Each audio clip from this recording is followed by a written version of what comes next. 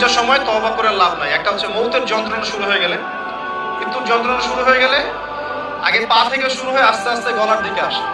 হাদিসে যেমনটা এসেছে, সূরা ওয়াকিয়ার মধ্যেও আছে যে পায়ের দিক থেকে যন্ত্রণা শুরু হয়ে আস্তে আস্তে আস্তে আস্তে এই গলার দিকে আসে, এবং আত্মাটা গলার এখানে যখন চলে আসে, এখান থেকে মালাকুল মউত আত্মাটাকে নিয়ে চলে যায়। এবং চোখ দিয়ে তাকিয়ে থাকে মানুষ। রূহটা চলে গেলে মানুষ চোখ দিয়ে তাকিয়ে থাকে, দেখবেন এই কারণে মৃত ব্যক্তি তাকিয়ে থাকে, চোখ খোলা থাকে। এবং তখন আসমান থেকে সিঁড়ি নামিয়ে দেওয়া হয়, ওই সিঁড়িতে করে আত্মা চলে যাচ্ছে, ও তাকিয়ে দেখে যে আত্মা চলে যাচ্ছে। এবং মানুষ মারা যাওয়ার পরে চোখ জীবিত থাকে অনেকক্ষণ। মেডিকেল সায়েন্স যারা পড়েছে তাদেরকে জিজ্ঞাসা করবে, মানুষ ডেড হয়ে গেলেও চোখ দেখবেন আরো কয়েক ঘন্টা অথবা আরো নির্দিষ্ট একটা সময় পর্যন্ত চোখটা কিন্তু জীবিত থাকে।